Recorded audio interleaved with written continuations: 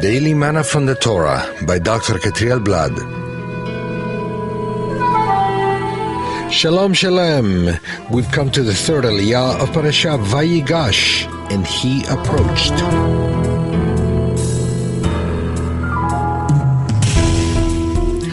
This Aliyah is found in Genesis 45 from verse 8 to verse 18. Today we'll be reading from verse 8.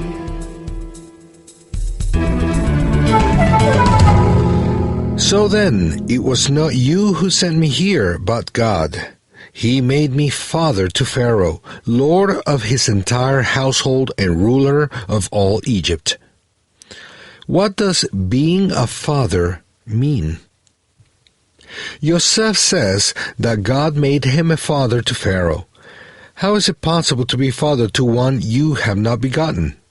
The answer is in the meaning of the Hebrew term that was translated as father. The Hebrew word av, father, has several meanings. According to Rashi, the medieval commentator, it doesn't only mean father, it also means counselor, friend, and manager. In regards to the relationship of Yosef with Pharaoh, we can conclude that the title Av doesn't mean that Yosef begat him, or that he had a higher position than Pharaoh. This would be absurd, since it was Pharaoh who gave him that position, and thus who always remained as higher in authority than he. The one who sets someone else in a position is always higher and has more authority and responsibility. The delegate will have to be accountable to the one who gave him the position. So, Yosef was set as the personal counselor to the king of Egypt. This is the way of understanding the title Av in this context. Something similar happened with Messiah, son of Yosef. He received from the Eternal the position of being Av of the creation, without being equal to or higher than the Eternal, who is one and only.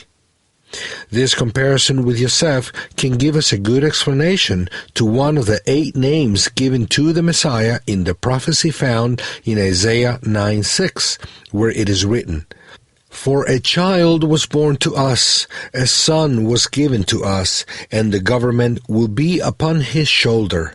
And his name will be called Wonderful Counselor, Mighty Hero, Everlasting Father, Av, Prince of Peace." Private translation.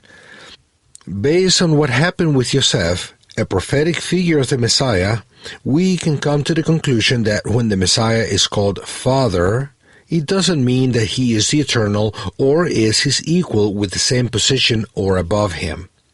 No one can be equal to the Eternal, not in heavens or earth, as it is written in 1 Kings 8:23, second part, and 2 Chronicles 6:14.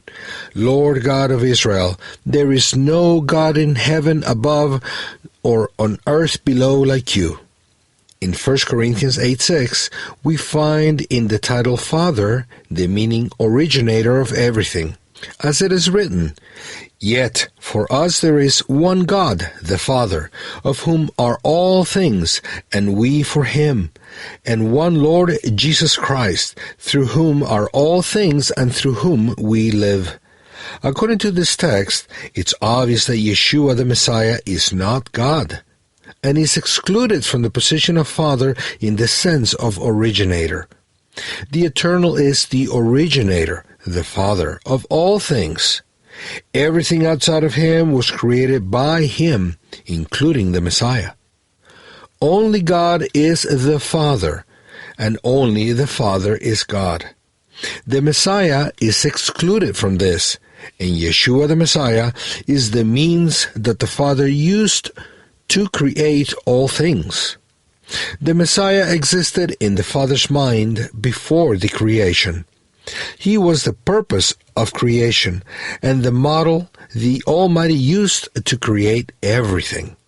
However, according to the Messianic prophetic message that is found in the narration of Yosef, we see that after the resurrection, the Messiah was said as Father in the sense of closest friend of the Heavenly Father and as the manager in the house of the Heavenly Father, and as the governor of the whole creation. Even though Joseph was like Pharaoh, chapter 44, verse 18, he was not Pharaoh. Even though Yeshua is like the Heavenly Father, John 14:9, he is not the Father, as the Scriptures say, the Father of the Lord Yeshua the Messiah. As Joseph was set as second to Pharaoh, but not to be Pharaoh, so Yeshua was lifted up after his resurrection to become second after the great heavenly King, but not to become the great heavenly King. May the Eternal help us not to put the one in charge in place of the boss. Shalom.